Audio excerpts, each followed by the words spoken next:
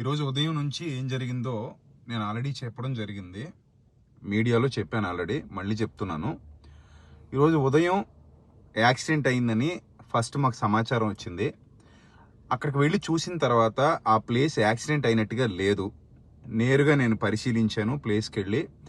అక్కడ ప్రవీణ్ గారికి యాక్సిడెంట్ అయినట్టుగా ఎట్టి పరిస్థితుల్లో లేదు. ఆ బండికి ఆయన ఏదైతే ఇన్ఫీల్డ్ బైక్ వాడుతున్నారో, రాయల్ ఎన్ఫీల్డ్, ఆ బైక్కి ఒక స్క్రాచ్ కూడా లేదు. రెండోది, వెనక నుంచి ఢీ కొట్టినట్టుగా చిన్న ఉంది. అది కూడా ఎవరు ఢీ కొట్టకుండా ఆయనంతటా ఆయనే జారి పడిపోయారని చెప్పడం, అది కూడా అబద్ధం అనిపిస్తుంది. ఎందుకంటే జారి పడిపోతే స్కిడ్ అయిపోవాలి, ఆ రోడ్ అంతా దేకేసినట్టు ఉండాలి, కనీసం టైర్ మార్క్స్ అయినా పడాలి, ఆ పక్కన ఉన్నటువంటి చిన్న చిన్న రాళ్ళు ఏవైనా చెదిరిపోవాలి. ఏమీ జరగలేదు. బండి నేరుగా గోతులో పడి ఉంది. బండి ఆయన మీద ఉందని చెప్పారు. అయితే ట్యాంక్ నిండా బ్లడ్ ఉంది, గాడ్ నిండా బ్లడ్ ఉంది, బ్యాక్ టైర్ నిండా బ్లడ్ ఉంది, హెల్మెట్ ఏమైనా తలకే ఉంది, ఊడి పడిపోలేదు, హెల్మెట్ లోపల బ్లడ్ ఉంది, తల వెనక భాగంలో దెబ్బ తగిలినట్టుగా మరి బ్లడ్ అంతా కనబడుతుంది. ఏం జరిగిందో తెలీదు. ఫ్రంట్ అయితే మాత్రం మొత్తం అంతా చాలా దారుణంగా ఉంది. ఎవరో కట్ చేసినట్టుగా లేదా రాడ్తో కొట్టినట్టుగా బుగ్గ పక్కకు పోయి చూడడానికే చాలా భయంకరంగా బాధాకరంగా అనిపించింది. సో ఆ ప్లేస్కి వెళ్ళిన వాళ్ళు ఎవరు కూడా అక్కడ యాక్సిడెంట్ జరిగిందంటే ఖచ్చితంగా నమ్మరు. యాక్సిడెంట్ అంత వేగంగా వెళ్ళిపోవడానికి ఆయన ఏమో యువకుడు కాదు. ఆయన ఒక పెద్ద వ్యక్తి, జ్ఞానం కలిగిన వ్యక్తి, వివేకం కలిగిన వ్యక్తి. అంత ర్యాష్గా బైక్ డ్రైవ్ చేసేటువంటి వ్యక్తి కాదు. ఆల్రెడీ కొవ్వూరు టోల్ గేట్ దగ్గర సీసీ ఫుటేజ్ ఇచ్చారు. ఆ సీసీ ఫుటేజ్లో చాలా స్లోగా నెట్టుకుంటూ వెళ్తున్నాడు ఆయన బండిని.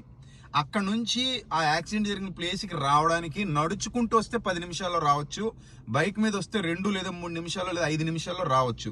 అంత తొందరగా రాగలిగే ఆ ప్రాంతానికి ఉదయం ఎలా చేరుకున్నాడు? ఒకవేళ రాత్రే 11 గంటలకు ఆయన చనిపోయి ఉంటే, 11 దాటిన తర్వాత వెంటనే చనిపోయి ఉంటే పొద్దునికి బాడీ డీకంపోజ్ అయిపోవాలి కదా. పొద్దునకి ఎందుకు బ్లడ్ ఇంకా ఫ్రెష్గా ఉంది? మరి వీటికి సమాధానాలు చెప్పాలి. దయచేసి న్యాయంగా పంచనామా జరిపించి పోస్ట్ మార్టం చేసి ఆ సీసీటీవీ ఫుటేజ్ మొత్తం తీసుకొచ్చి, ముఖ్యంగా నేను ప్రభుత్వాన్ని డిమాండ్ చేసేది ఏంటంటే, ఆయన మొబైల్ నెట్వర్క్ని ట్రేస్ చేయండి.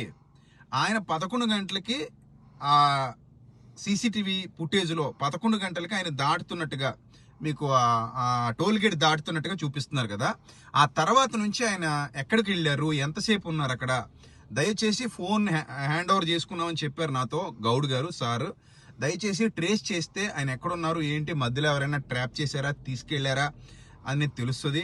రెండోది, ఆయన ఒంటి మీద నాకు నల్లగా బురద అంటుకున్నట్టుగా కనబడింది ఆయన బాడీ మీద నాకు. మరి అది ఏంటో అర్థం కాలేదు. అక్కడ చూస్తేనేమో పొడిగా ఉంది నేలంతా కూడా. ఆ బ్లాక్ కలర్ బాడీకి ఎక్కడి నుంచి వచ్చింది? ఇంక ఒంటి మీద ఎక్కడ గాయాలు అయితే లేవు, ఓన్లీ హెడ్ మాత్రమే, ఆ ఫేస్ భాగం మాత్రమే అంత అలా చితికిపోవడానికి గల కారణం ఏంటనేది మాకు అర్థం కాలేదు. సో దయచేసి దీని మీద సమగ్ర విచారణ జరపాలని నేను మనస్ఫూర్తిగా కోరుకుంటున్నాను. ఈ వీడియో అలాగే ఈ సమాచారం ముఖ్యంగా ప్రభుత్వం దృష్టికి తీసుకెళ్ళాలి. పవన్ కళ్యాణ్ గారు, చంద్రబాబు నాయుడు గారు, కూటమి ప్రభుత్వం దీని మీద స్పందించాలి, సమగ్ర విచారణ జరిపించి మాకు న్యాయం చేయాలని కోరుతున్నాం. ఎందుకంటే ఈ మధ్య క్రైస్తవుల మీద దాడులు జరగడం కానివ్వండి, రాధా మనోహర్ దాస్ లాంటి వ్యక్తులు నేరుగా యేసుక్రీస్తు గురించి, బైబిల్ గురించి దూషణ మాటలు మాట్లాడడం కానివ్వండి, లేకపోతే వాళ్ళని కొట్టండి చంపండి అన్నట్టుగా ఇతరులని రెచ్చగొట్టే విధంగా మాట్లాడడం కానివ్వండి, ఇవన్నీ పబ్లిక్ లో జరుగుతున్నాయి. కానీ నిమ్మకు నీరెత్తినట్టుగా ప్రభుత్వాలు ఏం పట్టించుకోకుండా అలాంటి వాళ్ళని రోడ్ల మీద వదిలేస్తున్నారు. కంప్లైంట్ చేసినా కూడా కొంతమంది ముందుకు రావట్లేదు. మరి పరిస్థితి ఏంటనేది మాకు అర్థం కావట్లేదు.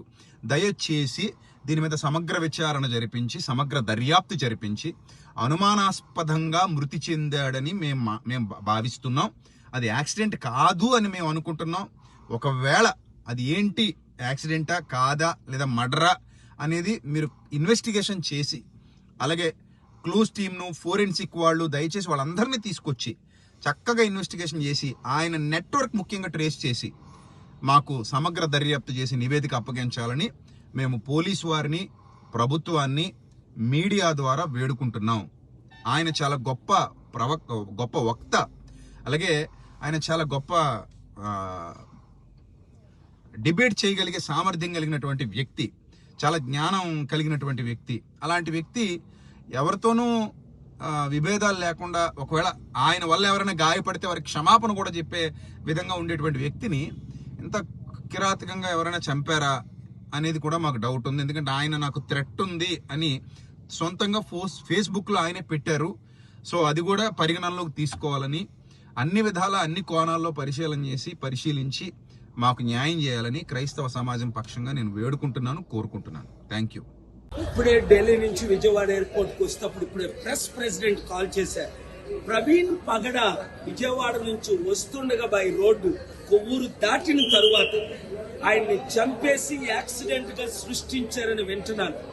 డాక్టర్స్, స్టాఫ్ వినండి, పోలీసులు వినండి, రాజమండ్రి ఎస్పీ వినండి, హోమ్ మినిస్టర్ గౌరవడి అనిత, డీజీపీలు వినండి.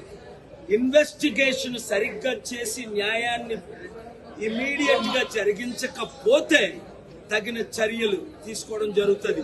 దేవుడు క్షమించడు, నేను క్షమించను. రాజమండ్రి వచ్చానంటే రేపు రచ్చ అయిపోద్ది. ఇమీడియట్ గా ఎఫ్ఐఆర్ ఫైల్ చేయండి, ప్రాపర్ ఇన్వెస్టిగేషన్ చేయించండి, వెంటనే చర్యలు తీసుకోండి. చంద్రబాబు నాయుడు గారు మీరు పర్సనల్ గా ఇన్స్ట్రక్షన్స్ ఇవ్వండి. ఎవరెవరు ఆయనకు శత్రువులు ఉన్నారో ఇన్వెస్టిగేట్ చేయండి. ఇవన్నీ చేసి న్యాయం చేయండి, లేదా చిత్తుగా ఏం చేస్తారో మీకు తెలుసు. Thank you.